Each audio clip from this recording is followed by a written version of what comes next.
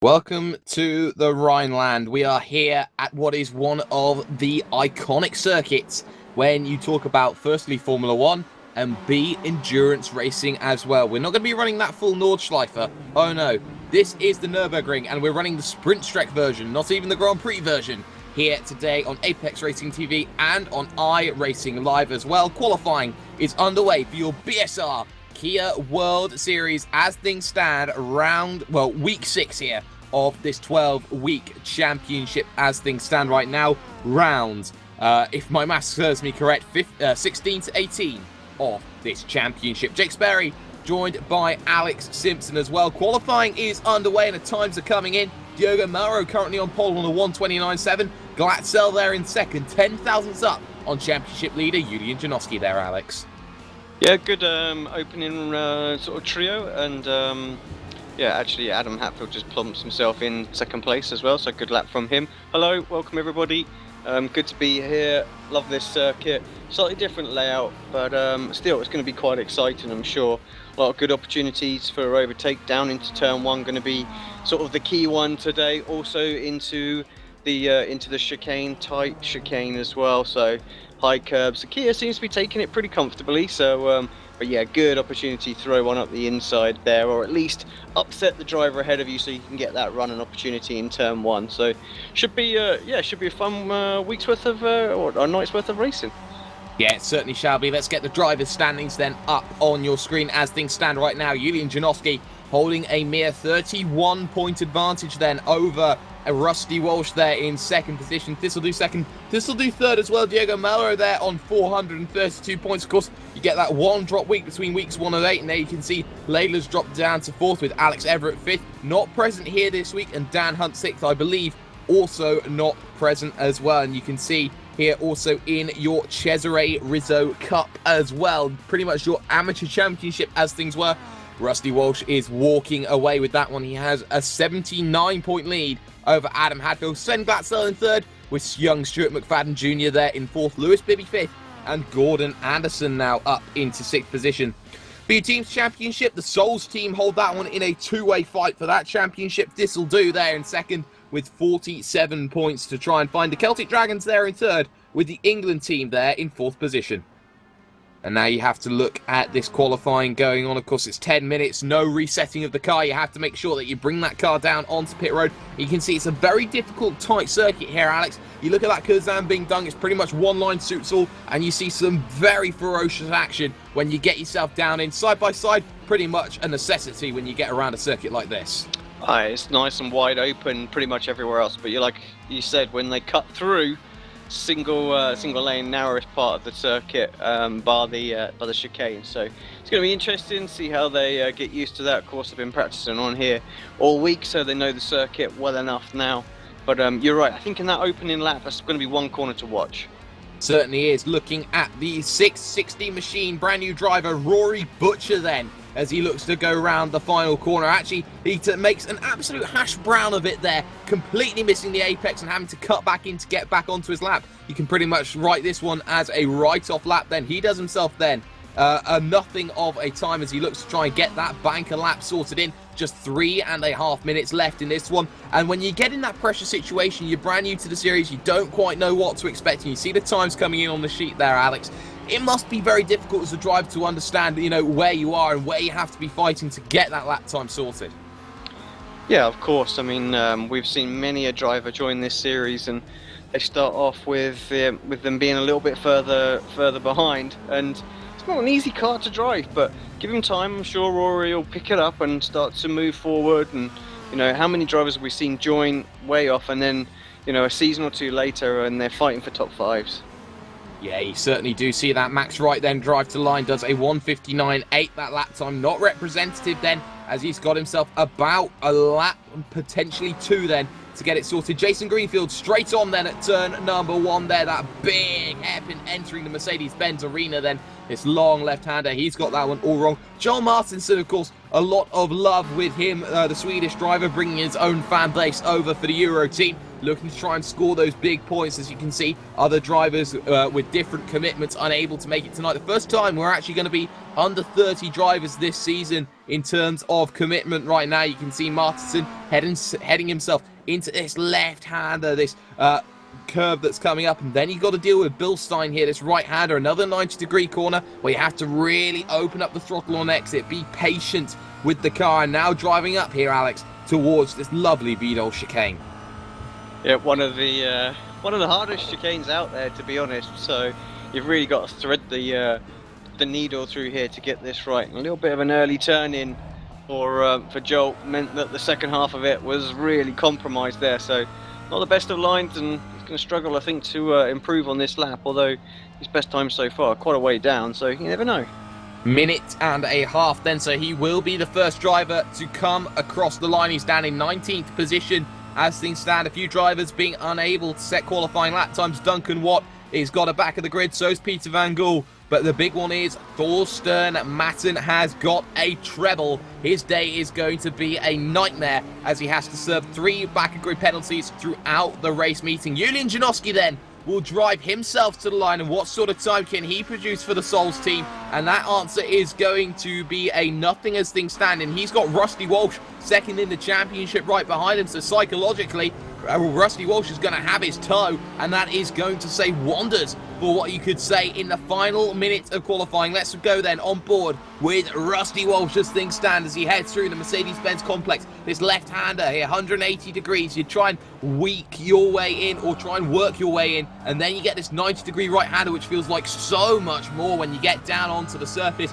But then you open up the car and make sure that you get to the Kazan being done as quickly as you can. Lap time doesn't look quick enough at the moment from Walsh. He's unable to hold on to the back of Julian Janowski, who just seems to be pulling away with things right now as the timer ticks away. 15 seconds then to go. Helgeson's lap is done, but can Stuart McFadden get himself to the line? Can Glatzel get himself to the line? Timer ticking away. 5 seconds left to really get this one sorted. I believe he can. 29.7, he goes quicker, and McFadden just gets in with the drop of the hat. So he's got one more lap. McFadden's the last car on circuit to set that lap time, and the car's coming in. Martinson comes in. Max Wright stays out though. He's got to make sure that his lap time gets better. He's currently on the 5th row and can do a little bit better for this England team, who are 8th, 9th and 10th, and does a 1:30.9, which is not good enough for his lap time. But you can see there comes Janowski, and can Janowski go any quicker? Needs to find just a few fractions, and has he found those few fractions?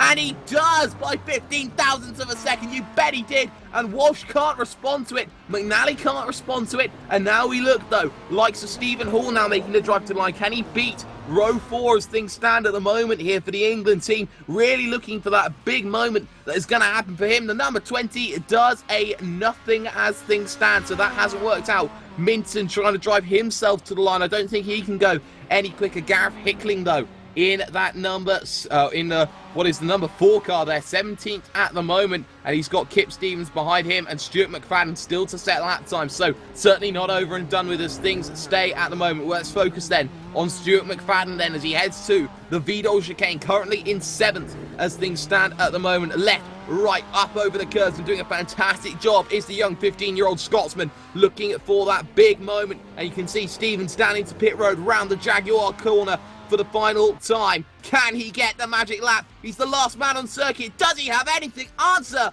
a 1:29.832. He goes quicker, but it's only 7th place still. That was qualifying. This is your grid. Julian Janowski then, pole position by 15 thousandths of a second, pulls one at the end of qualifying ahead of Diogo Melro. Rusty Walsh is there in 3rd position with Adam Hadfield 4th. Sven Glatzel in 5th position with Richard Gore 6th. Stuart McFadden there in 7th with Stephen Hall 8th. Max Wright will finish in 9th in qualifying with Stephen Baxter rounding out the top 10. Rory Butcher then on his debut gets 11th in qualifying. Great work from him with Adam Dodd there in 12th with Adam McNally 13th. Now you can see Stephen Minton and Thorstein Helgeson. Lyndon Swaby then, the Canadian, in 16th position with Gareth Hickling 17th. Lorne Murray 18th with Scott Malcolm 19th, with Joel Martinson rounding out the last of the cars who are going to be qualifying on with a time. And the cars that failed to set a time in qualifying, likes of Kip Stevens, Robert Plumley, Duncan Watt off of a penalty, Gordon Anderson, Thorsten Matten, Peter Van Gool, Nathan Osborne and Jason Greenfield. So you can see 2 minutes to grid these cars up. And, well, turn 1 is always very difficult in the Nurburgring, Alex, because you look at this circuit and it just it's open and then it goes to closed, it drops down, and people get a false sense of security. Oh yeah, it's very, very wide open, and it's going to be a lot of moves going into this turn 1. So if any of you guys were at the expo, you'd have seen all sorts of crashes going down and into this one through that championship. So expect the same again. Hopefully, with a few races tonight, they'll learn what's going to go on down there. Yeah, certainly the ADAC Championship certainly threw a load of surprises here and there. Just waiting for a few cars to grid up. Traditionally, you see those cars just waiting. The likes, say, of Thorsten Madsen at the back of the grid is already there, and it's 2 minutes to get yourself there. Otherwise, you're starting it from pit lane, just waiting for Julian Janowski. He gets himself up onto the grid, but I believe there's a couple of cars at the back still waiting for themselves to grid up. Likes of Adam Hadfield as well, struggling just that little bit. You can see impatience starting to grow here on a couple of drivers right now as they look to just wait for that opportunity. Adam Hadfield now up onto the grid, just waiting for one of the cars in the background. I do believe we are waiting for the likes of, say, Peter Van Gool to get himself up onto the grid. Nathan Osborne as well has yet to grid up his car. So we're just waiting here for 15 seconds, and it's a long hold, and that certainly does play into the drivers' minds. But the engines are revving. And we're green, and we are going to be go here around this circuit. And it's a horror start for Rusty Walsh. He's going to get swamped already into turn number 1. Round goes Sven Glatzel past, and Adam Hadfield now into the middle, as it's going to be a clean run down on the brakes. Cold tyres into turn number 1, and already you can see a little bit of contact here and there. And I think they're all clean. I hope they're all clean. And the answer is, for the time being, no real speeds into turn number 1. They all managed to get it. Matten, though, is stuck on the grid at turn before everything has started off. So Alex, horror start for Matten. Yeah, not great for Matten, and Adam Dodd found himself put into the Arco on the way down into turn 1. That could have been absolutely disastrous, but he was able to collect the car up, get it stopped before he reached the apex so that he didn't just spit into there. And there's a bit of an accident further back as well. Rob Plumley is around facing the oncoming traffic. He recovers, but all the way down in 26th place now. Yeah, not ideal at all, and big contact in the middle of the corner. Richard Gore then, and Max Wright going at it, and that was a bit of chopping at the door there, and one of those traditional quarter panels. But looking up here, it is going to be a swarm of this'll-do as Rusty Walsh tries to get back here at Adam Hadfield, and he's going to run himself incredibly tight. He might look to the inside here, may Rusty Walsh. Down on the brakes they go, and no, nothing going to happen down into this Vidal chicane. You've got to be incredibly careful around this sort of circuit that you don't clip the back, because it's so easy to spin the car. Now Glatzel at his home race will want that opportunity. Has the car been cleared though with Thorsten Madsen? Yes, he's down on pit road, so there won't be any worries of that. And Alex has seen something. Sorry, 4 wide. Oh, and contact, it's not gone well at all. Never was. Max Wright spun around. Lyndon Swaby as well. So, yeah, 4 into 1, fellas, that does not go. They were all up on the inside curbing and everything there. I'm not really sure that was a sensible decision. And Gordon Anderson was almost in the pit lane. He was trying to find himself a road to try and get himself through. Everyone is pushing, and everyone in that first race has just got their elbows out and said, you know what, we have an opportunity to race this one, and they're going to continue at it until the sun has gone down. But Janowski holds the lead at the moment. Championship leader Melrose, third in the championship. He's there in second position. In third is Hadfield, and in fourth is Rusty Walsh, then second in the championship as things stand at the moment. Glatzel fifth, Stuart McFadden up into sixth, and Richard Gore there seventh, with Hall in eighth, Butcher in ninth, and Baxter rounding out the top 10. Battle going on though between Gordon Anderson and Stephen Minton. Not close enough at the moment to make a move, but you have to say, Gordon Anderson, he's certainly taking his chances from the back of the field. He's up half the grid already in a lap. Yeah, good clean start from Anderson, not involved in anything, just watched the people crash around him, and yeah, rewarded with the 12th place at the moment. Hopefully he can just hold on to the back of Minton here, and Minton looks pretty quick though, trying to stretch away now that the guys are settling into a little bit of a rhythm. Lap 2.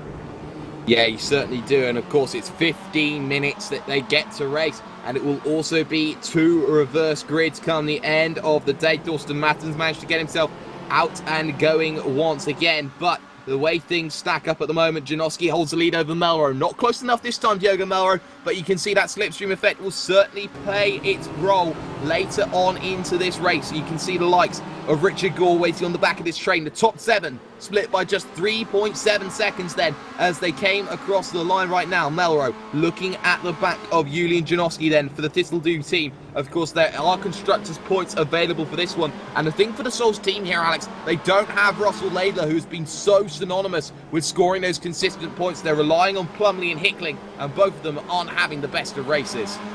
No, they're struggling a little bit at the moment. Hickling obviously down in 13th place. So they need a lot of work to do to start to score big points. So this championship's going to slip away. But just having a quick look at the front battle, because Melrose looks like he's getting into his rhythm, and he had a really good qualifier as well. Janowski obviously only just pipped him in the very last minute as well. So the track rubbered in a little bit there, helped perhaps Janowski just a fraction, who knows. And but yeah, I think Melrose wants to get one back here as well. Didn't take too kindly to being pipped at the end there. No, certainly not. And you look at the championship, Melrose lost out the championship to Janowski last time, and he lost the championship before that to Pete Newman as well, the king of starts. So you have to say, you look at Diogo Melrose, pretty much the bridesmaid, but never the bride. We do have a car, though, on pit road as things stand, and that's Rory Butcher. His day is all but done. So let's try and find out where his day has ended in terms of that one. And by the looks of things, it took a very long while to say that his day was done, Alex. Yeah, it's unfortunate. I'm sure he'll be back in the next race, try and bounce back. It does take a little while to get used to driving in this pack. It is a bit frantic. Something else we missed as well, Adam Hadfield dropped a whole bunch of places that lap, and that was just down to a slowdown penalty. So he picked up pace and momentum after Richard Gore got past him as well. So he's on the back of that pack, so still got everything to race for, but yeah, he'll be disappointed with himself for that little mistake. Certainly will, and there's been a bit of contact between Gore and McFadden. McFadden holds the position, but Gore running into the back of him, into the Kazang being done. Hurry up, my son, I need to find a position through. And well, now you can see people getting a little bit impatient as we are 1/3 distance. Gordon Anderson under threat then from Stephen Minton right now. He's got through up into the top 10 from 24th on the grid. What great work he's done from there, and in through the right-hander he comes along, and at the moment holds station, holds position at the moment as they head up towards Vidal. Needs to stay with Stephen Baxter, and Stephen Hall in a world of his own at the moment. But up at the front, it seems to be Linus Stern, Janowski holding fort then with Diogo Mara behind. And it's so synonymous that you see Julian Janowski at the front controlling a race. But with this sort of race, they're pulling away from the rest of the pack. So in my opinion, I think Janowski's actually being pushed to his limit. You're right, he had to absolutely push as well, as Melrose just shows his nose going into turn 1, brakes a little bit, gets a different line, just making sure that Janowski knows that he's completely with him. Any kind of mistake will be punished straight away as well. So yeah, you're right, Janowski absolutely flat out right now, and I'm sure he's got a little eye on his mirror to just see what Melrose is doing. He needs to be ready for a move, and that just doesn't help. You just can't drive forwards and pull away when you just got that little eye maybe on your relative or on that rear view mirror. Hadfield took a mile out to Richard Gore, but has let the place go back due to letting the play go on, and that's very sportsmanly. But you know what? He lets him through and says, you know what? You can stay ahead there. So Richard Gore and Adam Hadfield playing after you there, dear sir, as things stand. And Glatzel now all over the back of Rusty Walsh in the battle for the final spot on the podium. And Glatzel also fighting that Cesare Rizzo Cup, now all over the back of Rusty Walsh as they head themselves now into this Advan Bogan corner. Vidal chicane coming up, and he's going to try and pinch him to the right-hand side there is Rusty Walsh, and there's going to be no way through for Glatzel in his home race. Into the left, into the right. Not going to happen for the moment, Alex.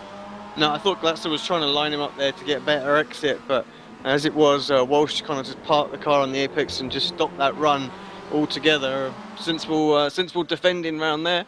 And yeah, Glatzel looks quick. I think he's going to try and make a move at some point. Just perhaps got to figure out exactly where Walsh is weak and try and pounce there.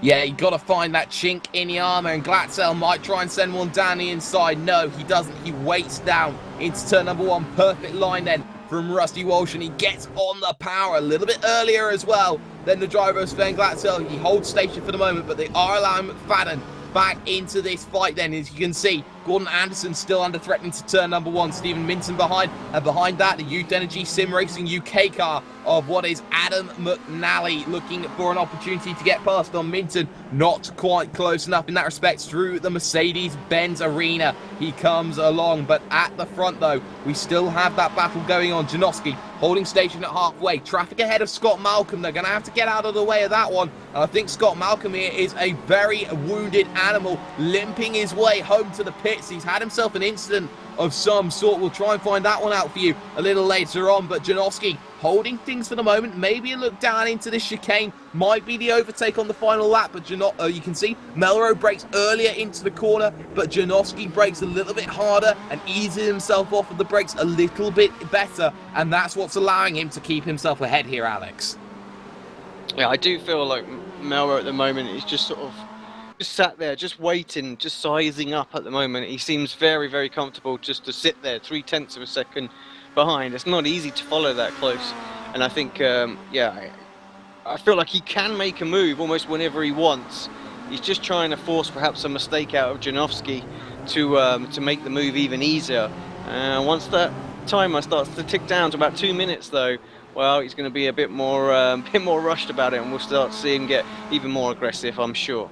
Yeah, we certainly will. And Scott Malcolm goes straight on. He is driving a wounded animal. You can see he's now holding up cars as Stephen Minton, I believe, runs a little bit wide into the corner, loses gap then to Gordon Anderson. And if Gordon's alive, he certainly found some spirit here this afternoon. And now you're looking at Stephen Hall then in the number 20, looking to chase down Richard Gore. That gap's starting to open up a little bit. And, well, we saw Stephen Hall there on his own out there, Alex. And now Stephen Hall starting to struggle to stay on the back of the Bermuda car, which really does mean that he is looking for points and possibly the reverse grid.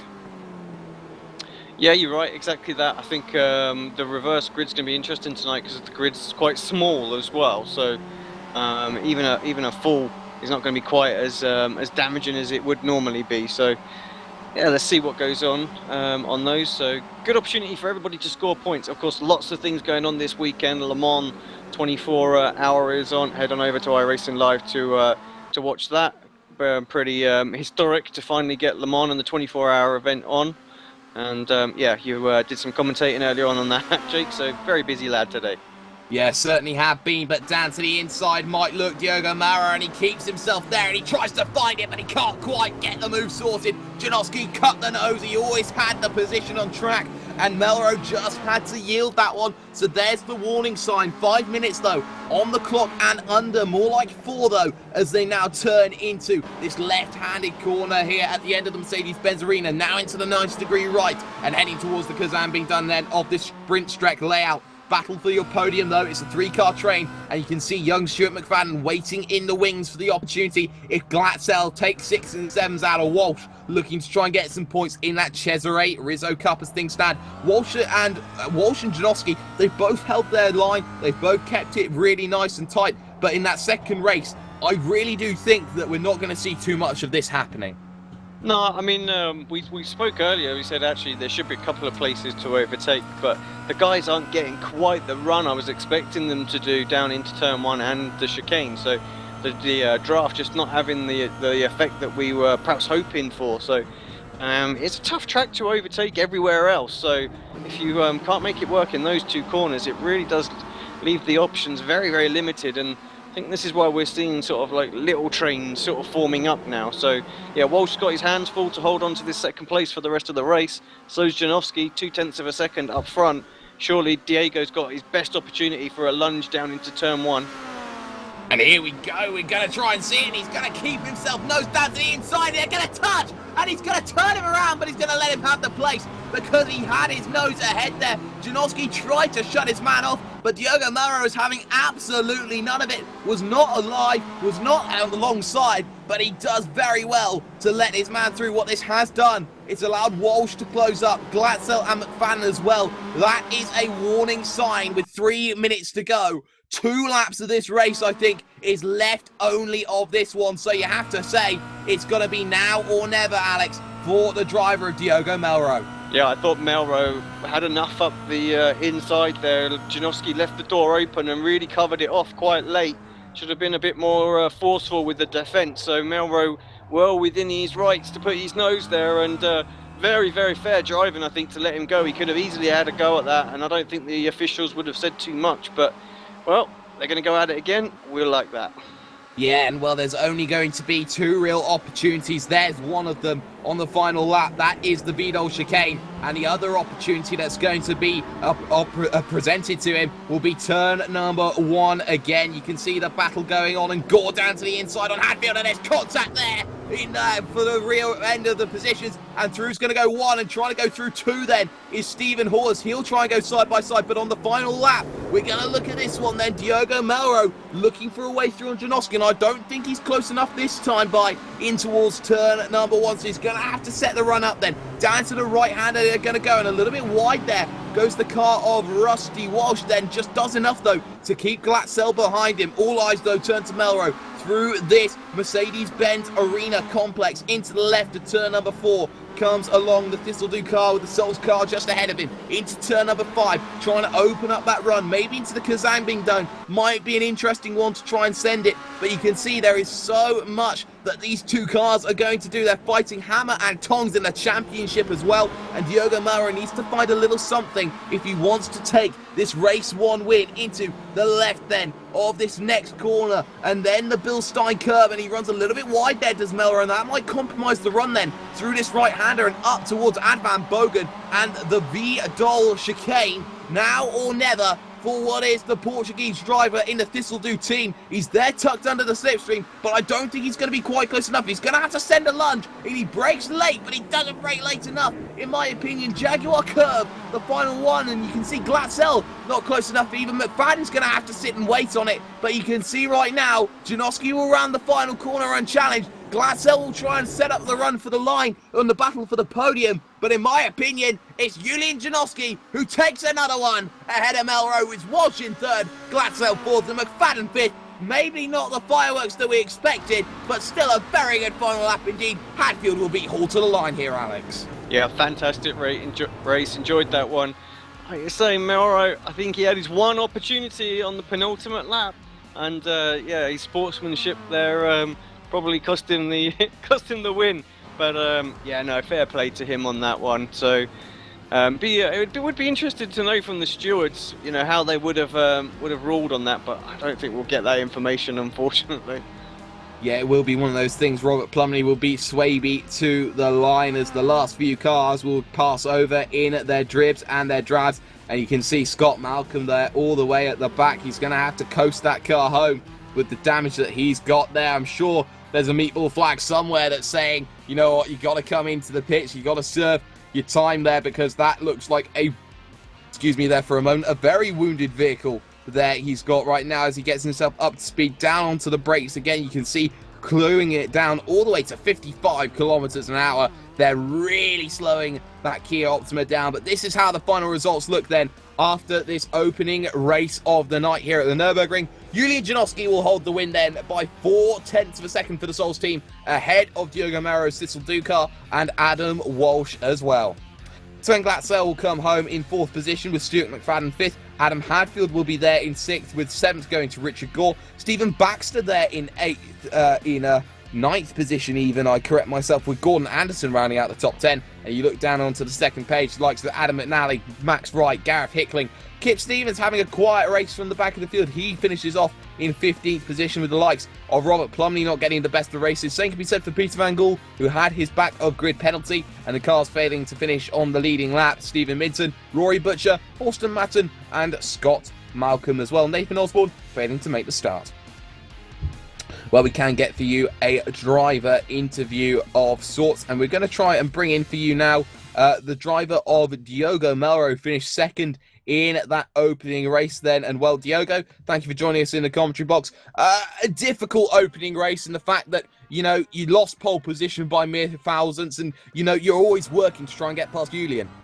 Yeah, I wasn't that fast. I was behind Julian, that's why I got that time in the qualifying. But during the race, I couldn't find an overtaking place, probably before the chicane on that first corner, but I ended up hitting him, so I just let him go.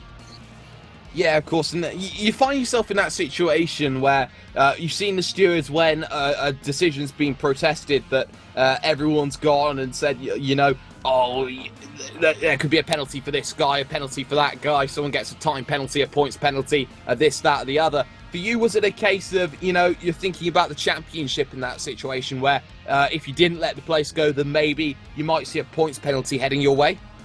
I don't tend to worry much about penalties. I just try to race as clean as I can, and if I see that I did something wrong, like I did on the Janowski, I'll just let him go. Yes, certainly. And also, you're looking over towards the next races. You're going to have the wheel span for what is the reverse grids coming up. Are you hoping for maybe a small reverse grid for this one, or maybe a large grid would be maybe less impactful than it would be in other races? I don't mind. I'll just try and stay behind Julian and follow him through the field. Well, that seems like a good instruction. Samuli's standing by with the wheel. We're going to spin it, and we're going to see exactly where you're going to be ending up on the grid.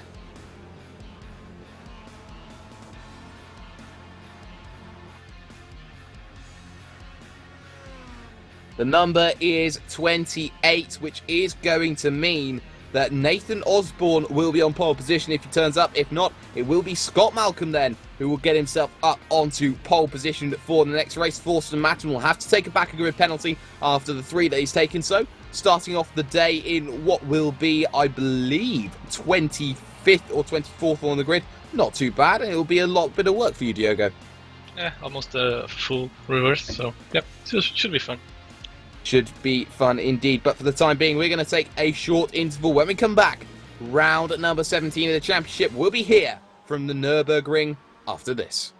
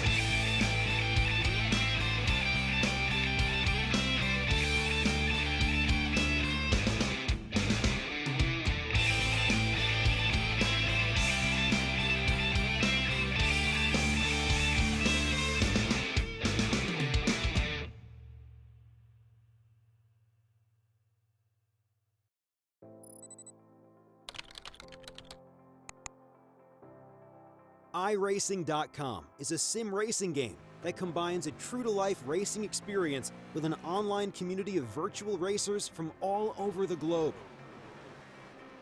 iRacing offers a multitude of officially licensed cars and tracks, laser scanned with millimeter accuracy. Their car models and mechanical systems are based on real-world physics and engineered in cooperation with manufacturers and race teams. iRacing's web-based interface allows members to compare stats and test drive any combination of car and track instantly. Their skill license system ranges from rookie to pro, ensuring members are always pitted against those with similar skill sets. Members are able to sign up for a weekly race series, compete in time trials, host a private race with friends, and participate in racing leagues created and run by the community. With over 60,000 members, iRacing works in partnership with renowned motorsport organizations like SRO Motorsports Group to deliver virtual races based on the real-life Blancpain GT series. iRacing's Blancpain Endurance Series features team racing, giving members the ability to build a team and participate in races ranging from 3 hours to 24 hours. Additional partners include NASCAR, IMSA, V8 Supercars, IndyCar, allowing members to race in their very own 24 hours of Spa, Bathurst 1000, Daytona 500, and many more.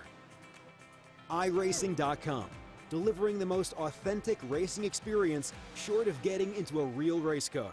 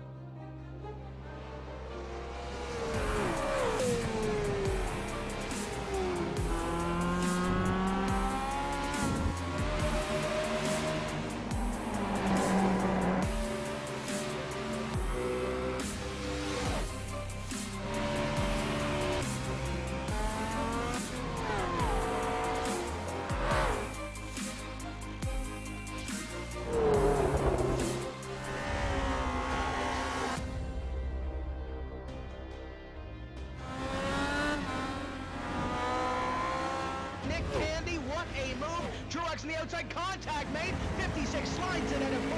Who's gonna be at the stripe? Dead even, give it to Ryan Truex. Truex is your winner over Tandy.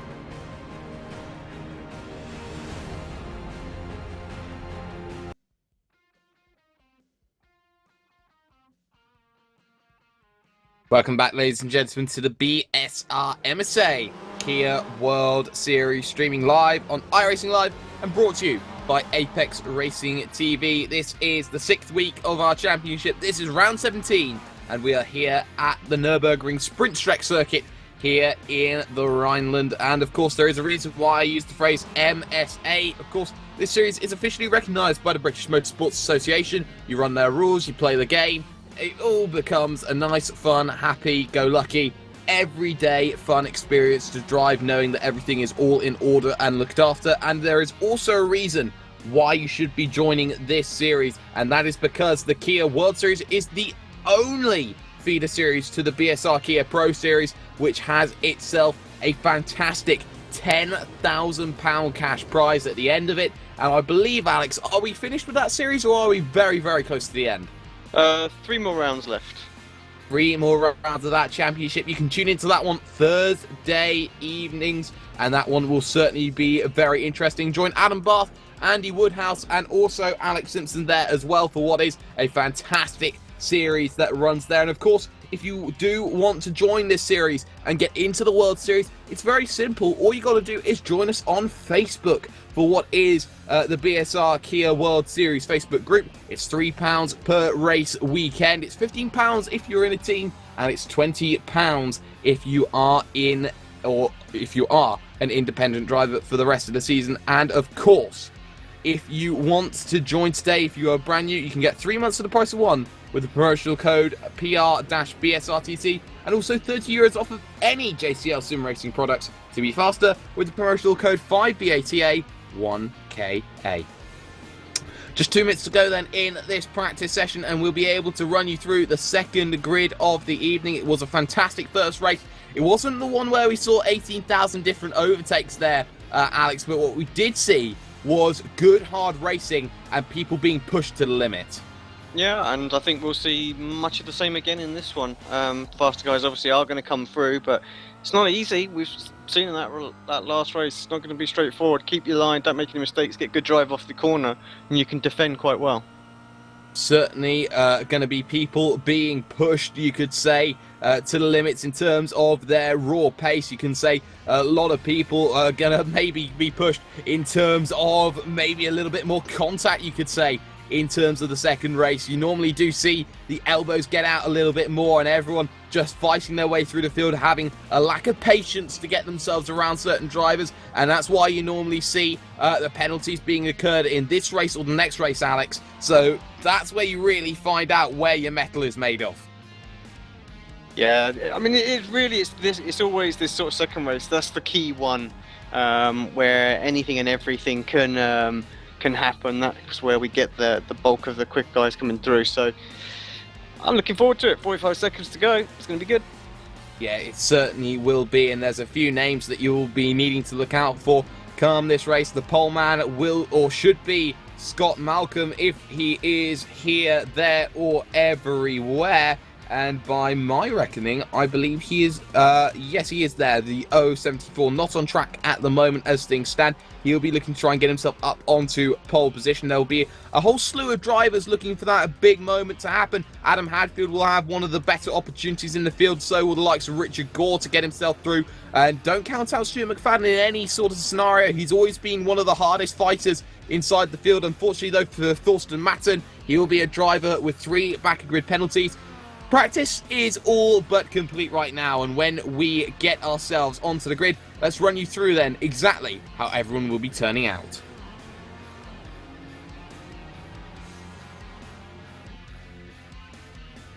And well, the grid is going to be as follows then. Scott Malcolm will be on pole position, and well, a little bit of a admin error there with Thorsten Matten in second, Rory Butcher there in third with Stephen Minton fourth, Dodd 5th, Murray 6th, Peter Van Gaal 7th, Joel Martinson 8th, Jason Greenfield 9th, Lyndon Swaby rounding out the top 10, Robert Plumley there in 11th with Forstein Helgeson 12th, Kip Stevens 13th, Hickling, Wright, Watt, McNally, Anderson, Baxter, Gore, Hall, Hadfield, McFadden, Glatzel, Walsh and Melro and Janowski rounding out the field. Well, you can see everything going on right now with all that going on. Alex, who do you think is going to take the pick for the race win? think it's going to be hard to look past the two that come in top last race. I think they will make their way up. So the likes of Janowski and Melro, I think they're going to have a really good race. Let's see. It's going to be hard for them. Green flag in the air, underway. You can see here, drama at the start there as Matten gets himself all sorts of wrong there as he tries to avoid everyone in the melee there. There's been a bit of drama and he's collected one of the cars there behind. Never ideal, and the cars are going to go straight on left and right as well there, Alex, there. The likes of, say, I can't quite work out who it is, Gordon Anderson involved, Lyndon Swaby as well. Not exactly ideal there, and that start has not worked out for quite a few drivers in that field. Not the best of starts at all. You can see already another driver taking to the grass, and that one is Adam Dodd then struggling as he's trying to get himself through, so a very hectic start. Yeah, very chaotic out there this time, so drivers just not giving quite as much room. People trying to come through really quickly in those opening corners, and more carnage as well. Oh, careful with the rejoin! And who was that? I'm not sure. I think that might have been McNally. Was McNally coming back on, and really had no business coming on like that, and wiped out. I'm not entirely sure who that was. I think it was, yeah, I think it was Thornston there that he could come in and absolutely mullered as well. So it's unfortunate. Still, good battle going on up front, side by side, into the final chicane. And too deep he's going to go. Malcolm has the position still. Minton all over that curb and will completely stop Butcher and will completely stop Plumley as well. So already this start has thrown up a few surprises as they head down into the Jaguar curve. Once again, Robert Plumley in all sorts of problems there, trying to get himself through. He's up into 4th position as things stand right now, and he'll be looking to get through on the debutant Rory Butcher on only his 2nd race as things stand. Danny inside in turn number 1, not going to happen. He's later on the brakes, and there's a little bit of argy-bargy that could happen from that one. So already you can see cars trying to push themselves up through the field, and very crucially though through all of this, Janowski hasn't made too much inroads, and Glatzel has a bit of contact there with Jurgamara in the back of your field as well. So already, Alex, you're seeing here on this opening 2nd lap then that we're going to be getting right now, cars just trying to file themselves into position. Minton all over the back of Malcolm looking for the race lead. Yeah, I guess checked up just a little bit there, and Butcher looking to get up the inside, does a great move. That's going to be 2nd place for him. He want to bounce back after that opening round and show him what he's made of right now. It doesn't quite work out in the end then for Rory Butcher. Then he has to yield the position, and now Plumley waiting on the back, a very experienced driver, been all over the place in the Pro Series and has certainly shown his mettle. But now you can see Minton looking through Scott Malcolm once again, and he's going to try and force him hard to the inside. There's next to no room, and he's going to keep his nose there, down on the brakes, and Malcolm brakes later, and he does well. Plumley sends one down the inside and does a fantastic move on Rory Butcher, and looking behind that, you got, I believe, Gareth Hickling looking for opportunity. Stevens and McFadden then side by side as they go down into this Jaguar curve. And well, you're going to see they're all starting to close back up again. This is a fantastic pack fight, Alex. Yeah, this is some great battles out there. I'm looking at Butcher trying to get back past Plumley. He was caught napping a little bit in the final chicane there. And yeah, he wants to get this position back as Minton goes for the lead as well, straight up the inside. And fortunately for Malcolm, he didn't really leave enough room and got nerfed out even wider, and he dropped all the way down to 5th. That could turn into 6th place? No, 5th place he stayed. 6th place down the inside goes McFadden, and he's going to make the move stick. Surely he's got the outside line though on what is his mentor heading down into this Kazan being down. They're going to try and go 3 wide. Kip Stevens now looking at the opportunity. He gets almost squeezed off the track, and he does very well to avoid that one there. You can see they're all getting in up close, tight and personal. Butcher now all over the back of Plumley. Battle for 2nd place. Minton's away with things as things stand right now for Bermuda, who are down towards the bottom of the championship in terms of teams. You can see McFadden still going at it with Scott Malcolm. Side by side they go, and behind that Peter Van Gool, and there's Kip Stevens and Adam Hadfield there. Hall, Janowski, Murray, Melrose, Glatzel, they're all there in a massive train here. And to think we're only heading towards 5 minutes in this one. Van Gool looking at McFadden now as they're going to look in. Butcher down the inside. He's going to take the position and push his man out. But there is a bit of contact there between himself and Plumley, and there is contact between Scott Malcolm and Hadfield. And that's going to push them both out wide. So you can't keep your eyes straight. You don't know where to look. And there's about 10 cars. You can throw a blanket over them. Yeah, that's crazy through there. Just, I thought for a minute they were going to get through that chicane too wide, which would have been extremely impressive, but they just sort of got stuck together and lost about 8 places apiece. So, yeah, Malcolm, all the way down to 15th now. What a horror lap. Yeah, horrible lap from Diogo Mauro, the big gainer in all of that one there. You get that inside contact with Hall down at turn number 1, and you can see they're all turning themselves around. Janowski involved in that one as he gets himself a little bit of contact there. So everyone just taking 6s and 7s out of each other. But Butcher versus Plumley, that one's still going on. Minton has broken away though, 2 seconds. The gap between him and Butcher right now. Plumley and Hickling need to work together. Now McFadden on the back of this one. And Peter Van Gool also starting to give chase, starting to come down. Lord Murray though has Diogo Mauro there on the outside. He's going to let him go. And that position will be Diogo Mauro's. But he's got Richard Gore to deal with, and Max Wright, and Duncan Watt, and like so Hadfield, Baxter, Dodd is there, Matton at the back of that field as well with Jason Greenfield. So you can definitely say that this train certainly isn't over and done with, Alex. You just don't know where to look. McFadden now looking at Gareth Hickling. No, this is just spicing up, I think, at this point. Hickling, and yeah, is he going to hold on to this? I'm not sure. He's going to get through. No, he doesn't. McFadden holding on. He's got Peter Van Gool behind him as well, so has to be a little bit careful. Got a little bit of breathing room. Now's a good opportunity to go for a move, but just lost a little bit of time through the chicane. But yeah, Minton away. Butcher's got himself back into 2nd place, back past Plumley. And that was on the last lap going into turn 1 and stretching away a little bit from Rob. Yeah, it certainly is stretching away a little bit from Rob Plumley right now. Rory Butcher there in 2nd position. Has to be very, very careful about things. McFadden runs a little bit wide. Might have allowed Hickling back through, but doesn't. He makes sure that he gets himself back into position right now. Kip Stevens, though, holding the train. And he's got Diogo Mauro trying to go around the outside then at the Mercedes-Benz Arena, and that's a very bold one. He's going to shove him out wide then, almost onto the extra turf, turns to the inside then, goes Diogo Mauro, and he's going to leave the door open as Kip Stevens, because he has the inside for the next corner, and he'll have the inside for the next one as well. He's going to hope he holds it through the Kazambing Dung, and Richard Gore now potentially looking at 3 wide, Murray holding the rest of the field up behind them as it bottlenecks in, and you can see it's still going to be Diogo Mauro trying to hold the outside line, and Stevens, I think he can't get that one sorted. Melro still has half the nose as he goes down to the inside, and still the inside going for Kip Stevens. Fantastic battling between 2 great veterans here of the BSR series, and they're going to go push, and there's going to be a bit of contact, and Melro goes to the gravel, but he keeps his foot in. This is fantastic stuff, Alex, and as they come to this next left-hander, the left-right Vidal chicane, Melro surely has the advantage on the inside. Yeah, here comes Gore though, he's thinking about it. Gore just wants Kip, I think, more than anything. He's trying to follow through, can't quite get it done. Sensible not to go too wide through there. We just saw what happened 2 laps ago. There's somebody off in the background as well. I think that's Duncan Watt.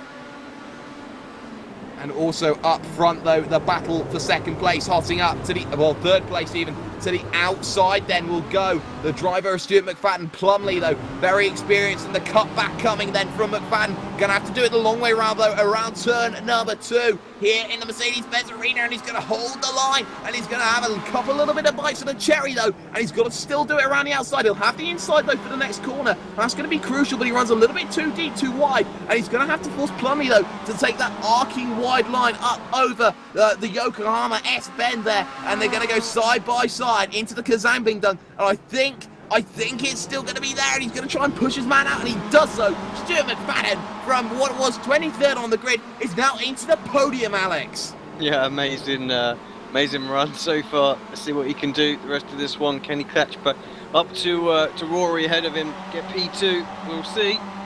But this battle still going on behind him as well. Melro up to 8th. Where's Janowski? Janowski's had to pit with problems. He's back out on track, 1 lap down, so not the race he wants. Where's Walsh? Walsh is only down in his 20th as well, so he had a good opportunity to close up on some points in this one, but it's not really going to do that, so problems for him too. But yeah, you can see though, Alex, Richard Gore and Kip Stevens, they are certainly going to be scrapping this one out. That one is going to be for the final places, 9th and 10th as things stand right now. The gap between Butcher and McFadden is 1.7 seconds with 6 to go, and you've seen something? Yeah, 5th and 6th place battling. Peter Van Gool, Gareth Hickling, side by side going into turn 1. Great battle. Still side by side, banging doors as well. Through the Mercedes Arena section. still side by side. Who's going to get this advantage? Looks like Hickling's going to just get it. He's nose ahead going around the outside. He'll have the advantage here. Turns in, and actually Glatzel just swoops around, and he will think, well, thank you very much. He's going to leave the door open. I'll catch you napping, and I'll take that position. That's how up to 6, down all the way down to 7.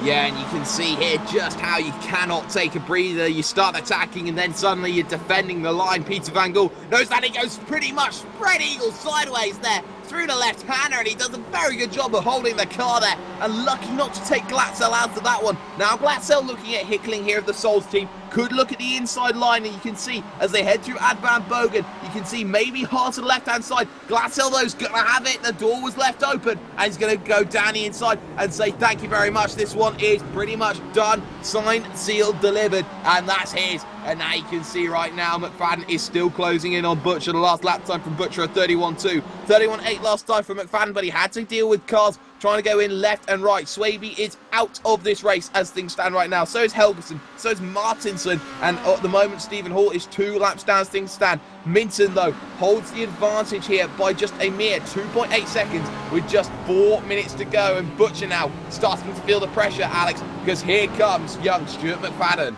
Yeah, I think this is what's going to save Minton. He's not going to get caught up by these guys. These guys are going to have a little battle in the next lap or two. Butcher done a great job to get to second, pulled away a little gap once he got by Rob Plumley, but now of course he's been hunted down. McFadden looks particularly good. He wants this second place. That will be a pretty tasty result from where he was at the start. So down to 0.6 of a second. I think next lap is all on. Yeah, it certainly will be. McFadden then for the Create Scotland team into this lovely left-hander then. They come along once again. Then you got Bill Stein curve here. This long right-hander. You're just waiting to put the power down and hope that you just don't run wide. A little bit wide. There goes McFadden, but that shouldn't be too much worries. Plumley then with Glatzel. Glatzel looking to go down the inside, and he's going to get that position sorted, or is he then on Robert Plumley, because he can still have his nose there, looking for the opportunity to come back down on the brakes, but I don't think he's there. No, not good enough on the brakes. Can't do it. Van Gool is through on Hickling, and Melrose is coming as well for that one. The eyes need to be turning to that one later on. Butcher though has run wide, and through will go McFadden, but Butcher could get the cut back down to turn number 1, and that's what McFadden's got to be very weary of here, very worried about right now, because the gap's only 2.7 seconds to Minton, and with just what I believe is going to be 2 laps to go, that might be caught by the end of this race. So certainly don't say never yet here, Alex. McFadden could still get a race win from it. Yeah, he's going to have to pull out a couple of laps of his life to do it, but it is doable. Looking at the lap times, a 1:31.6 for Minton. McFadden was a 1:30.4, so 1.2 seconds that last lap, and got 2:07 on the clock, so a couple of laps still to go in this one. You can close it up at that pace. It's going to be right there at the end of that final lap. Hickling has lost the position then to Diogo Mauro. Gore waiting, Murray holding off Baxter. Stevens though under threat from Adam Dodd at the first round of the season. One of the first weekends he got lost at Silverstone. They caught him a bit like Kimi Räikkönen, but he's down the inside of Stevens, and he's going to say thank you very much, and I'll take that one to the bank and check it as he look further forward. Butcher's not going away though from McFadden, and that's something very crucial. If he can stay on the back of McFadden, he can just keep himself there and run those same sort of lines as they look to close up to Minton. Actually, he's going to have a little look to the inside. He can't do it, but McFadden runs a little bit too deep there into the corner. That's going to compromise his run, and I think Timer is going to be his nemesis now, because Minton still has that similar sort of gap, and now Glatzel's there in the battle for the podium. So it's certainly not over for those final 2 positions, but it will be the final lap of the race. 2.7 seconds. In my opinion, I think it's going to be too much, so we'll focus on this battle for the final positions on the podium. Down on the brakes into turn number 1, and you can see they're all nose to tail, and they made sure they all tried to clip that turn number 1 cone. Well, cone? Not even that, curb. There's they head now through turn number 2 into this Mercedes-Benz arena. 3 now coming up, this left-hander, and then the right will be flicking it straight back onwards. And now you have to say Rory Butcher will have to look behind his mirrors. He might want to try and get through on Stuart McFadden, but he might also want to look behind because Glatzel is waiting as they head to the Kazambing-Dung now. This right-hander, and you can see he takes that wider line, opens the door, and he might have gone a little bit too deep, and now he loses second position in his sights, and now he's got to be careful now. Into the left-hander goes Rory Butcher, and you know, this is a test of his mettle. It's only his second race, to remind you, as they head now into this right to the Bilstein curve, and now up towards Ad Van Bogen. Has he got enough of a gap? He has the slipstream ahead of the driver, Stuart McFadden. I think he might just do enough then if he stays defensive, and you know what, he's going to have to do it. Round the outside will try Glatzel, and this will be brave if he can get it sorted, and he's going to try it, but he's not close enough. Little bit of rubbing, but you have to say, it is going to be one driver out and away from the get of the go, and it's going to be Stephen Minton with his second race win, his first one legitimately, and what a sweet feeling the champagne will taste. Minton wins it from McFadden, and it's Glatzel who steals it on the line from Rory Butcher, Alex. Yeah, great move in the final corner there from Glatzel. Butcher just opened the door, and he didn't need a second invitation, but he'll still be happy with that one. A 4th place in his debut meeting, pretty good going. Anything else still going on there? There's still some battles going on, but again, everybody's just too far back to make moves. So that's pretty much everyone done. Yeah, that's pretty much going to be all she wrote, folks, but this is how it's all ended out after that second race of the evening. Stephen Minton then takes the race win by 2.4 seconds over Stuart McFadden, with Sven Glatzel finishing 3rd, taking Rory Butcher on the final lap of the race. Rob Plumley will come home in 5th with Diogo Melro 6th. Peter Van Gool there in 7th with Richard Gore 8th. Gareth Hickling will finish 9th with Lorne Murray rounding out the top 10. Stephen Baxter will come home in 11th with Adam Dodd 12th. Max Wright there in 13th position with Duncan Watt 14th. Then you got Thorsten Matten there, who stopped on the line at the very beginning, with Kip Stevens 16th. Jason Greenfield 17th with Adam Walsh 18th. Scott Malcolm 19th with Gordon Anderson 20th. And then looking back, Adam McNally last of the cars on the lead lap with Julian Janowski a lap down. Adam Hadfield 3 laps down with Hall, Swavey, Masterson and Helgerson. Well, we will be able to try and get a driver interview with someone right now. And we're going to try and bring in for you the driver of Stephen Minton, of course, his first legitimate race win in that respect, and pretty much one of these drivers loved in the paddock. And well, Stephen, well, it's your first legitimate race win, and you have to be pretty pleased with yourself after a win like that. I am over the moon. I couldn't tell you. Fantastic. Well, of course, your race was pretty much decided when you got yourself past Rory Butcher. Of course, it's his only his second race in the series, and well, you got fought with pretty close and pretty hard for throughout this race. But you know, you found yourself with that gap, and whenever you had that 2.7 second gap, it just looked like it would never be closed down. Yeah, he was a really good buffer for me. He's clearly going to be very, very fast. It's only his second race, I think, in the car, and he was keeping pace with me, but luckily he was 3 seconds back by then by the time he'd got past someone, I think. So yeah, really needed that. Really need it. And now the final race of the night, you're going to have to be doing it from the furthest down position that the wheel will give you. Are you hoping for a really low number and maybe to get yourself back into this one? Yeah, as low as possible would be great. Well, Sam's going to be the man who is going to be trying to sort that one out. He's standing by the wheel. Let's spin it and let's see where you're going to end up.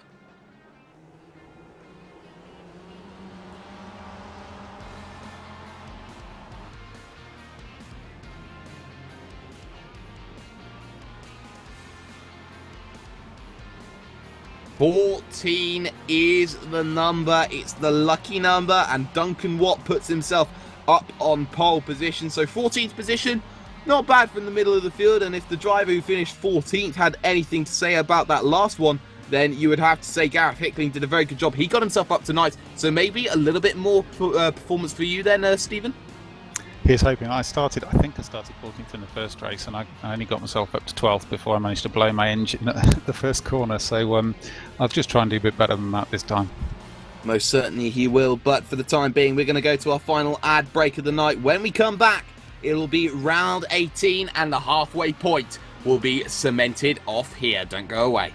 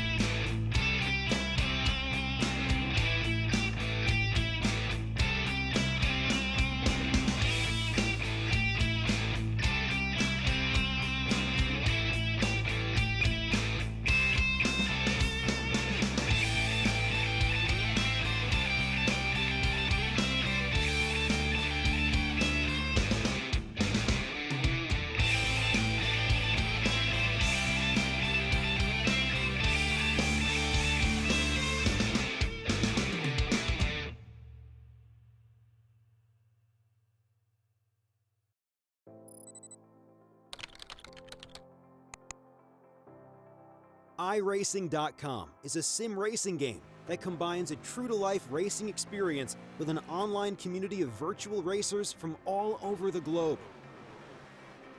iRacing offers a multitude of officially licensed cars and tracks, laser scanned with millimeter accuracy.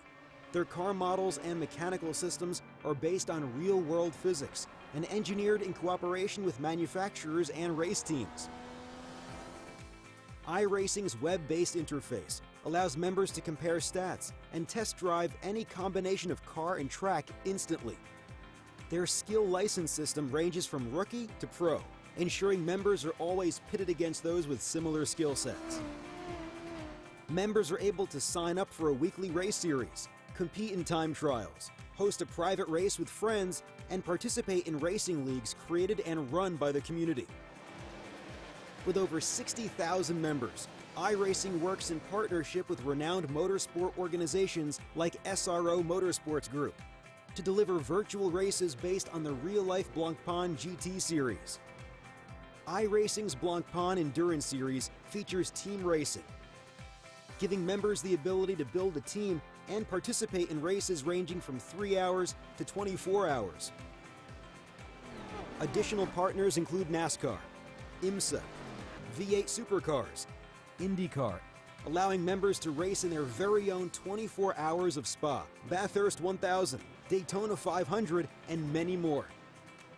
iRacing.com, delivering the most authentic racing experience short of getting into a real race car.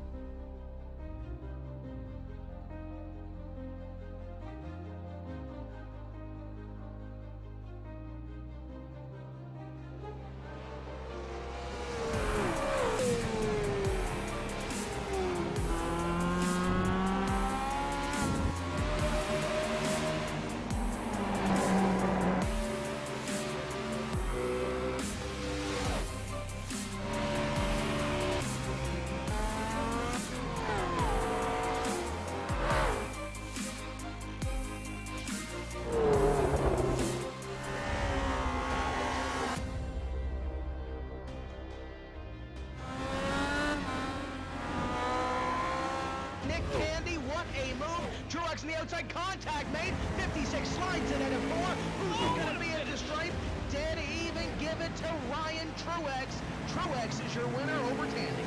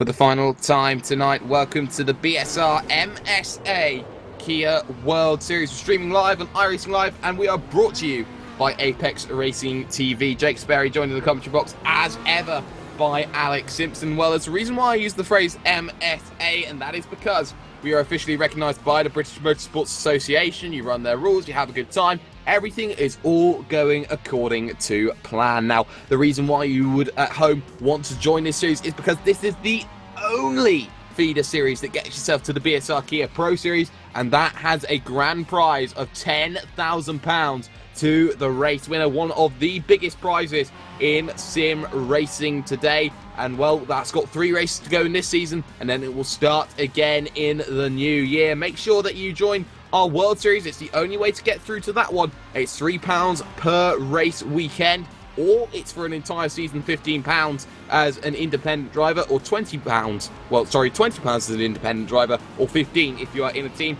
Join us on Facebook, the link in the description.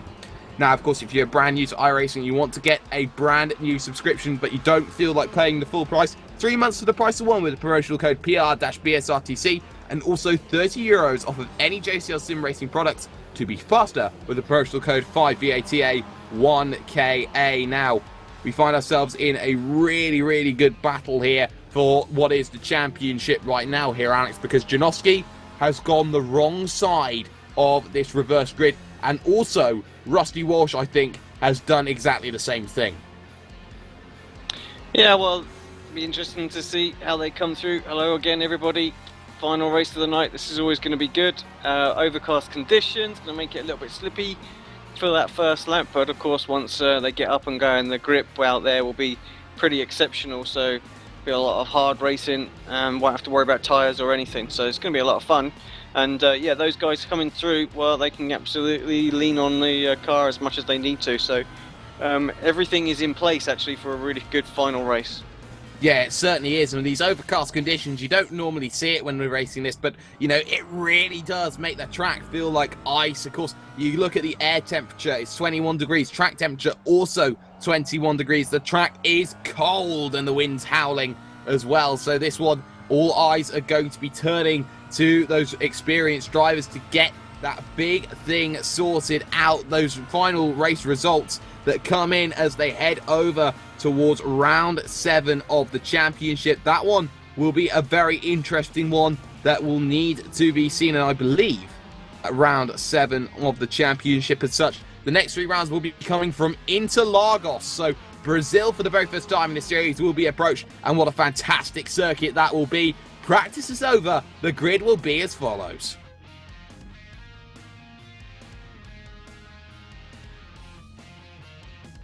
So it'll be Duncan Watt there on pole position with Max Wright there to join alongside. Adam Dodd there in 3rd with Stephen Baxter 4th. Lorne Murray will start in 5th position with Gareth Hickling 6th. Richard Gore there in 7th. Best, you could say, place to win this one with Peter Van Gool 8th, Diogo Melro 9th, and Robert Plumley rounding out the top 10. Rory Butcher will start 11th with Sven Glatzel 12th, and then you got Stuart McFadden, Stephen Minton, Kip Stevens, Jason Greenfield, Rusty Walsh, Scott Malcolm, Gordon Anderson, Adam McNally, Julian Janoski, Adam Hadfield, Stephen Hall, Lyndon Swaby, John Martinson, Thorstein Helgeson, and Thorsten Madsen having to start from the back of the grid. Well, this will be a very interesting one. 1 minute to grid, otherwise you will start from a place known as pit lane. You can see here the cars all getting ready to get themselves gridded up, just waiting for a couple of drivers, Max Wright being one of those drivers here, but you can hear the engines revving and you can hear the green flag drop, and Max Wright is going to completely miss it then as we all go down in towards turn number 1, and you can see right now here a missed start for Max Wright, and that's really going to affect him. Down on the brakes they go, and you can see the England car, Baxter looking at it, and the 2 Thistledew cars will come together at turn 1. Watt and Dodd have managed to keep it together though, and they hold for 1 and 2 as things stand right now. You can see very wiggly, and cars going to go off left and right, and everyone's struggling on extremely cold tyres here, Alex, as they head themselves now through the Mercedes-Benz arena. But already you can see drivers are starting to get to grips with it already. You can see huge slice coming in, and a big one from Rory Butcher.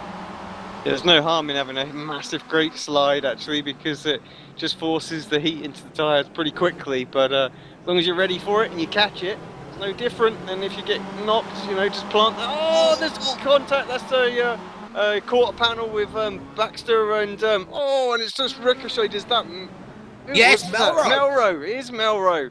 So, Yeah, Melrose coming off his own teammate, and who's he? He's collected Rusty Walsh. The two teammates fighting for the championship. They've just taken each other out, and you cannot write a script in the BSR. And oh my word, there will be repercussions for this when they get back to base. It allows Janowski now to break away, and now he's in a position where he's scrapping with McFadden, who he's already had a big word to talk with him when they went back all the way at Zandvoort, and a slowdown penalty for Rory Butcher. He has to get out of the way of that one, so you can see already a lot has gone on. But crucially though, it's still this'll-do for the constructors, 1 and 2 in this race here, Alex.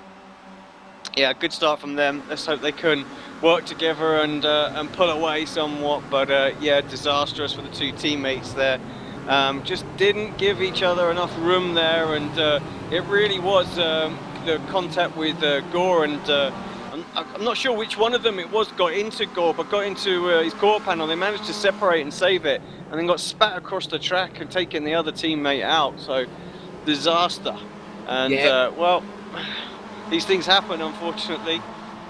Yeah, it is one of those things that you do have to deal with. It was Diogo Mauro then who got himself involved in that one to begin with. Hadfield then has Kip Stevens for company. Down onto the brakes they go into the Kazambing dunk. Not going to happen then as Adam Hadfield holds station for the moment. McFadden's is trying to get through on Stephen Minton before Janowski starts to try and make a move there. He looks at the inside of Minton, and Minton tries to close the door, but he just gets a better run out of the corner, and now it's going to have to be a case of defending the line, and he's already got Janowski side by side then. These two going to be going at it hammer and tongs. They're going to go side by side down in towards the Vidal chicane, and I think McFadden's going to have to let this one go, and you can see there's a car off there, and that's Stephen Baxter. Let's get a replay then, see exactly what's happened, and there has been contact, and it's contact with Robert Plumley down under brakes, and that means that he's been sent off for a ride down into the blank pan chicane instead of the normal chicane running right now here, Alex. Well, this is pretty feisty out here at the moment. A lot of drivers not giving any quarter at all. Looking at a battle going on right now. It's going to be 3 wide into turn 1, 10th, 11th and 12th place. Oh, late on the brakes, got it all wrong. Who was that coming steaming in there? That was Peter Van Gaal. Yeah, massive mistake, and actually did all he could do to avoid hitting the other drivers once he realised he got it all wrong. Yeah, certainly did. He did a very good job of doing that, but at the moment Duncan Watt holds the lead of this race by 0.7 of a second over Adam Dodd. Third place is Gareth Hickling with Richard Gould fourth. Plumley side by side though with Glatzel. Battle for 5th place, and Glatzel down to the inside, and he makes the move pretty much stick. And that's a fantastic little overtake. Janowski is through though again on the driver of Stuart McFadden, as now he looks at Stephen Minton as the next big opportunity to make that move sorted. So timer ticking away here with 15 minutes only in this final race, and then Interlagos looming in the distance as things stand right now. Gore close to Hickling right now, battle for the podium, and this one can be very crucial. If Hickling loses the position, that is going to be crucial in terms of points for the constructors here, Alex. Massively. I mean, they're just can you say on that one? I mean, just need to try and bounce back, get as many points as they can, just, you know, damage limitation, whatever it takes, I think, for this one. So let's see how it all pans out.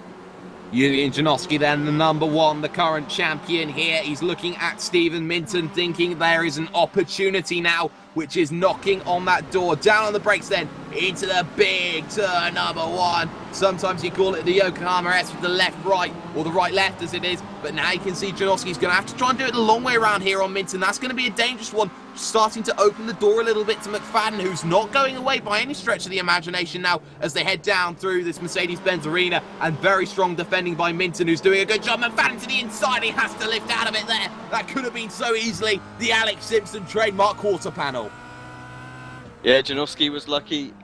He's not looking behind at all. He's completely focused on Minton, and has a little opportunity now. Minton run just a little bit wide, and through just after where the Schumacher S would be, to the left, to the right, onto the back straight. Janowski's surely going to get a run down here. Just 0.2 of a second coming out between them on the live timing as they exit the corner. The draft should do the rest to get him alongside. It's whether or not he goes on the inside or the outside. Minton covers off the inside. He's going to have to do it the hard way. not going to happen down into the first phase, but in the second phase he runs a little bit wide there, does Minton, and now Janoski can get that run up the hill, but I still don't think he's close enough. No, Fadden goes for a dive, but it doesn't pay off and he has to back out of it very heavily there. Janoski was close, but close wasn't close enough. Gore now looking at Dodd for second place then. Side by side, he's going to try and make it. Going to have to try and do it the long way around then, as the defensive line already taken then by Adam Dodd, and they're fighting hammer and tongs, and behind that Glatzel down the inside then makes the move stick on Gareth Hickling. That one's going to cost points for the championship for Souls at the moment, but Gore can certainly be the great equaliser down to the inside of Adam Dodd, and the door is cut. There's a bit of contact, there's a second bit of contact, but they keep it together, and Gore now trying to line it up as they head to the Kazan being done. Has the inside line, the defensive line being taken, almost squeezed off circuit, is squeezed, 2 tyres on the grass, and still makes the move. Great work from Richard Gore. Yeah, awesome from Richard there. Not easy move, moves himself up and into second place, so he's, yeah, he'll be happy with that. Can see an opportunity for a win here as well, just 1.1 seconds behind Duncan Watt now, so just, yeah, needs to focus on that car ahead, just see how quickly he can catch him up. 7.5 minutes left of this race. Certainly is. Half distance score complete. Lumley has lost some time, and now Minton will be looking to try and get through. Janoski is in clean air, and that will worry everybody in this field. Hickling's next though, which will be very key. We could see a better team orders coming into effect. Glatzel though, all over the back of Adam Dodd, will look to the inside then as he tries to make this move. Can he make the move sorted? He scared him off the circuit there, didn't make any contact at all, but Dodd just went straight on, and there was a bit of yellow helmet syndrome with that one, Alex. We saw it with Ayrton Senna back in the days of Formula 1. That one, a very similar incident. Yeah, exactly that. He just decided that he just wasn't going to get involved in any of that, so he just got out of the way. And yeah, we see drivers do that. And who's that? Glatzel going very, very wide, moves himself to third. So he's quick as well, Glatzel. I think he might have an opportunity here to run down Gore. So Gore needs to get past Duncan Watt very, very quickly if he wants a chance at winning this race, because Glatzel's certainly going to give him as much pressure as he can, as Gore has a little look as well. He's going to get this move done. Does indeed. Pretty straightforward. No defending from Duncan right there. He's going to try and follow Richard, use the slipstream, see if he can hold on to second place or at least a podium. Yeah, and right now he holds position in the lead. Then Richard Gore has to run away with things, or Glatzel will come following, and down on its home turf. You have to say, will the home field advantage finally come and pay its own dividend for the Deutschland driver of Sven Glatzel? Still though, you look at Janoski, he could still play a factor in all of this. He's closing in on Gareth Hickling, and I think he's probably the fastest man on track as things stand right now. Minton trying to get through on Stephen Hall, down onto the brakes, into the Vidal chicane. No, not going to happen there, and you can see Hadfield waiting in the distance with that one as well. There are battles further down this field which are fewer and further between as things stand right now. Walsh has continued with his car to get it going, but back up at the front, battle for second going on. Glatzel versus Watt down to turn number 1, Alex. Yeah, Glatzel late on the brakes, gets that move done. That's it, straight through. So yeah, Gore certainly had no opportunity to break away. Glatzel looking very, very comfortable out there. He's one driver who has made moves all race, all night long, really. So I think once he gets up onto the back of Gore, Gore's going to have his hands full to hold on to this one. You know what, I think Glatzel was so hard on the brakes that not even the Anthill mob could match it with just how much he was trying right now. You can see Glatzel now has to get to himself to Richard Gore, the gap coming down, and Janoski's only within 3.5 seconds through on Hickling now. So Janoski is coming within the final 5 minutes. If he closes up, there could be a podium, and if they start fighting, there could be a race win. Gore's got to run away. Glatzel is coming at him now, and that is what's going to be so crucial. The last lap times, 30.5 from Gore, 30.2 from Glatzel, and he's made an overtake on Watt, and Dodd now starting to fight, and Janoski and Hickling now trying to get themselves together. McFadden now could play a key factor in the constructors' battle then, as they head themselves down into the left-right of what is this Vidal chicane, Alex. Yeah, I'm just, sorry, I was just focusing a little bit further back as well. There's some interesting battles going on back there, but just having a little look at Plumley going off as well. And he rejoins after Stephen Hall, so that's 11th and 12th, but Hall's got a slowdown or something, or just waits for Plumley. Not sure what's going on there. He's going to have Kip Stevens probably going for a move down into turn 1 as well. No, he's going to back out of that one there, Alex. He says, you know what, that one ain't worth it as they get themselves down on the brakes. Butcher, though, incredibly tight there with Adam Hadfield, and Hadfield's going to take that position very comfortably there, and through has gone McFadden then on the driver of Gareth Hickling. And you look, Janoski now on the back of Dodd and Watt, and these two have to play the blockade game now. They're doing it for the constructors. This isn't for any form of drivers' championship. It would be lovely if they got themselves 3rd and 4th. It was 1st and 2nd at the start of this one, but with about 3 laps to go, they've got to be worried here because Janoski is the hardest charger in the field right now, Alex, and pretty much nobody is stopping him from 21st on the grid so far. No, I mean, what an incredible drive, and big, you know, there's many places still to go, 3 minutes still to run. Let's see how he does. Well, you can see here he's looking at this blockade, and down to the inside goes Dodd on Watt, and Watt slowed it down, and Janoski around the outside. Has he got the move sorted? He does. He's up into 4th position, and Janoski, this is a champion's drive. If you do see one, and now you can see he's forcing the man wide there of Dodd. Dodd's got a little bit worried now, and now into turn number 1. This could be the moment. Janoski gets himself from the podium from all the way back there, and you can see in the toe going to the outside. He's going to have to try and do it. He's not quick enough for Glatzel and Gore, but down onto the brakes he goes, and he's got to do it a long way round here, and that's going to be the brave one. Inside line though for the next 2 corners, and I think he's managed to do it here. Janoski got the inside, but he's a little bit pinched on the curb there, and round the outside still tries Adam Dodd, who's certainly not giving up. This is resilient defending from Adam Dodd, and well, you have to say it's a great effort. Has the inside for the next corner? Is there contact? No, there isn't. And Janoski up into the podium. What a move, Alex. Yeah, great driving. Dodd did his best there to try and hold on to the final podium spot, but in the end just couldn't quite do it. But you're right, I think Janoski, that's as far as he's going to get, but a podium drive still exceptionally well done, and with some of his rivals being taken out as well, this is exactly what he needed after the poor race he had earlier on tonight. Certainly has been, and now McFadden looking for the opportunity on Duncan Watt. This one, the battle for 5th position, and it's starting to fade away then from what is the Thistledew cars, and down to the inside will try McFadden, and he gets himself on the brakes, and he tries a little bit later, and he makes the position sorted as well. Watt is a little bit tentative down there, and that's going to allow Gareth Hickling now to close up, so that one could certainly play its own benefactor. But now timer is certainly going away. Final lap of this motor race is going to be Glatzel versus Gore then, down into turn number 1. Half a second to make up for the German. He's going to have to hope there's going to be help, and there is. Thorsten Matten is just ahead, another Deutschland driver, but will they encounter him before the end of this race? Will he play a factor? I would think not at the moment by just how big that gap is, but now Richard Gore has to be careful. The Bermuda car fighting with Deutschland. This might be for constructors, but certainly the Drivers' Championship and the Ches Rizzo Cup is certainly at stake for Glatzel as things stand right now.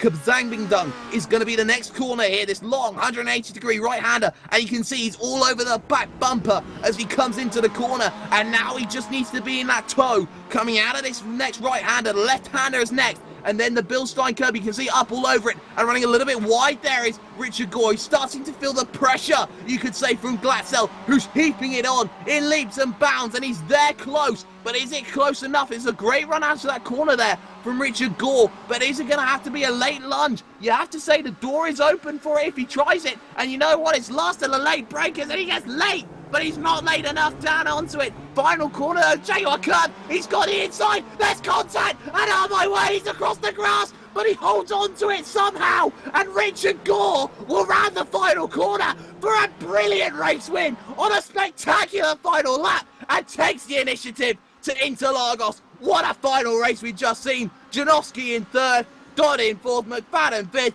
and Watt in 6th. What a final race we've just seen, Alex. Yeah, great race there, and it's still not over. Look at this battle for 10th, 11th, 12th. Lorne Murray, Peter Van Gool, Gordon Anderson, Rob Plumley, all coming through the line as well, and there's, wow, that's a great way to finish it as well. Just an epic battle there, but yeah, good at the front as well. Glatzel had the opportunity, got the run out of the chicane, but unfortunately just got into Richard's core panel, and then great sportsmanship from him. Saw what happened, he checked up, didn't take a full advantage of that at all. He realised that he got into Gore, so he give the Gore the room to take that victory. So great driving all round from there, and great from Richard to be able to recover it as well. Yeah, most certainly it is. And well, the final result will come up on your screen right now. Richard Gore wins by 0.8 of a second in the end over Sven Glatzel. Potential driver of the day candidate goes to Julian Janowski, though. He goes from 21st all the way up to 3rd. Adam Dodd will come home with a respectable 4th position with Stuart McFadden 5th. Duncan Watt will come home in 6th position with Gareth Hickling 7th. Stephen Minton's there in 8th with Adam Hadfield 9th. And Rory Butcher will round out the top 10.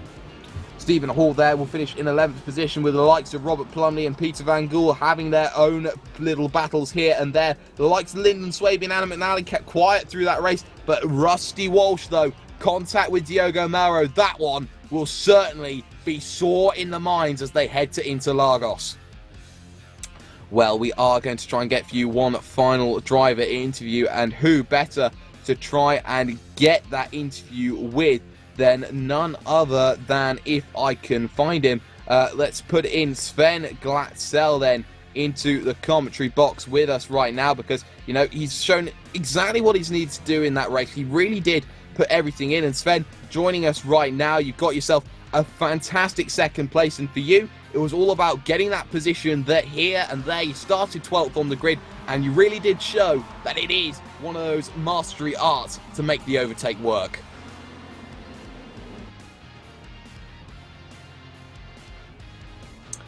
Ladies and gentlemen, I do believe we do have Sven Glatzel. Yeah, sorry. I forgot to push the button because I changed that on Mumble. It's fine.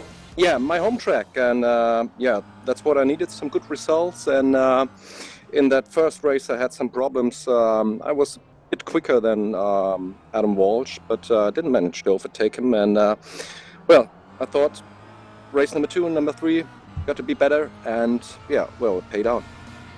Well, yeah, it certainly did, and you put yourself in a position where you were really scrapping for this one. You were looking for an opportunity to get that big move, and come the final lap, you were there with Richard Gore, and you put up a big fight. And well, what was going through your head after that final corner incident? Yeah, it was kind of unlucky, some kind of netcode or whatever. I think I had a good chance to hold the inner line and be in the better position for the last corner, but unfortunately we had contact, and well, he spun, and I back off. Of course, he really deserved that win, and that's okay. Yeah, it certainly is. And well, moving on for your next 3 rounds of the championship, you head to Interlagos. First time that the series has gone there. How do you rate Interlagos as a track? Is it a circuit which suits your driving style very well? Yeah, I like it. I like it as well as the Nurburgring. There are not much tracks which doesn't suit me well, like Okayama or so, but Interlagos is nice. Interlagos is nice. Well, Sven Glatzel comes home in what is 2nd position, but we've got 2 more drivers who very quickly want to have a very quick word in that respect. Those drivers are Scott Malcolm and also Stuart McFadden. Stuart, will come to you first. What a race we've just seen from all of that. I mean, you were telling me earlier on that you were pumped for this final race after that 2nd place, but you get yourself up into the top 5 then from that, and really, there were a lot of battles. Janowski coming through, the likes of trying to get past the likes of Duncan Watt, Gareth Hickling. So much was happening for you in that race. Yeah, I just tried to kind of stick with Janowski in that last race and try and follow him so I could pick up as many positions as I could.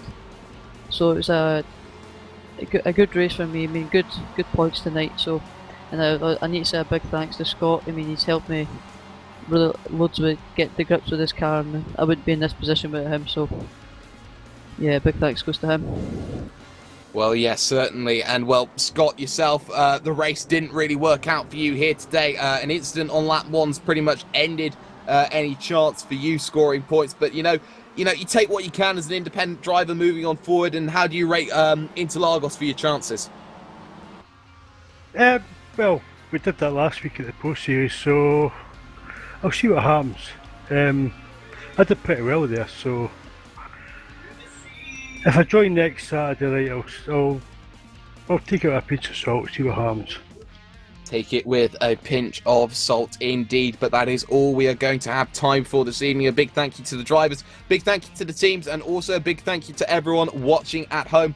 That has been Alex Simpson, that's been Samuli Kumo behind the cameras, and I have been Jake Sparey. I said 3 classics at the start of this one, 3 classics we got delivered, and well, if this is how everyone's pushing heading towards the next rounds at Interlagos, then we are certainly going to be in a treat. Next week, same time, same place. Don't miss it. Good night.